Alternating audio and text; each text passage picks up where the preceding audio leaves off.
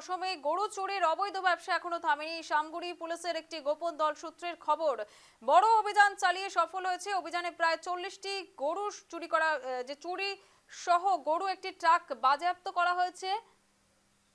শামগুড়ি পুলিশের সাব ইন্সপেক্টরের নেতৃত্বে একটি পুলিশের দল উজার নগর থেকে 127 নম্বর জাতীয় সড়ক ধরে আসার সময় পুলিশের সন্দেহজনক ট্রাকটিকে শামগুড়িতে হিমার বাড়িতে আটকায় এবং ট্রাকে গরু ভর্তি ছিল, যা অভিযানে বাজেয়াপ্ত করা হয়েছে। এদিকে ট্রাকের চালক গাড়ি ফেলে পালিয়ে যায়। পুলিশ সেই ব্যাপারে তদন্ত চালিয়ে যাচ্ছে। উজানগাঁও থেকে ইতিমধ্যেই উদ্ধার হয়েছে ট্রাক ভর্তি গরু। সরাসরি চলে যাবো, আমাদের সঙ্গে রয়েছেন আমাদের প্রতিনিধি আবু আনসারি। আবু আনসারি, আবারও সেই একই ঘটনা, অর্থাৎ ট্রাক ভর্তি গরু যাচ্ছিল, একেবারে হাতে নাতে পাকড়াও। বারবার একই ঘটনার পুনরাবৃত্তি কিভাবে সম্ভব হচ্ছে?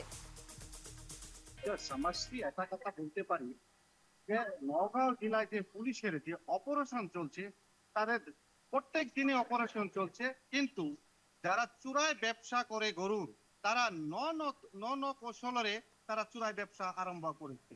কিন্তু তেই নেই যে যেরকম চুরাই ব্যবসা, যারা গরু চুরাং ব্যবসারা যে যে কৌশল আরম্ভ করেছে, আমাদের নওগাঁ জেলায় যে পুলিশ ছিল, পুলিশরাও তাদের কৌশল আরম্ভ করেছে অপারেশনের জন্য।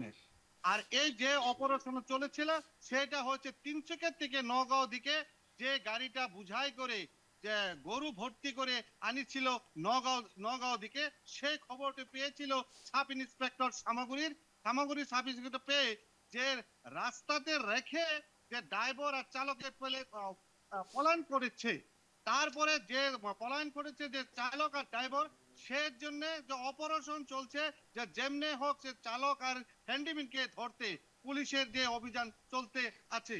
আর একটা কথা বলতে পারি যে আমাদের যে নওগাঁও জেলায় যে অপারেশন চলেছে, যে দীর্ঘদিন ধরে এই অপারেশন চলে যাবে বলে আমাদের পুলিশ বিষয়রা আমাকে জানাচ্ছে।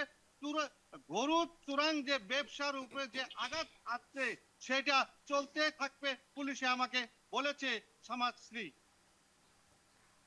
একেবারে অনেক ধন্যবাদ। এতক্ষণ আমাদের সঙ্গে ছিলেন আমাদের প্রতিনিধি আবু আনসারি। এবং যে ঘটনা উঠে এলো যে গাড়ি ভর্তি গরু কিন্তু যাচ্ছিল, অবৈধ ব্যবসা থামেনি এখনো পর্যন্ত। শামগুড়ি পুলিশের সাফল্য বলা যায়, সেখানে 40টি গাড়ি গরু সহ ট্রাক কিন্তু বাজেয়াপ্ত করা হয়েছে। শামগুড়ি পুলিশের সাব ইন্সপেক্টরের নেতৃত্বে পুলিশের দল উজান থেকে নওগাঁয়ের দিকে 127 নম্বর জাতীয় সড়ক ধরে আসার সময় সন্দেহবশত ট্রাকটিকে আটক করে এবং সেখান থেকে উদ্ধার হয়েছে 40টি গরু।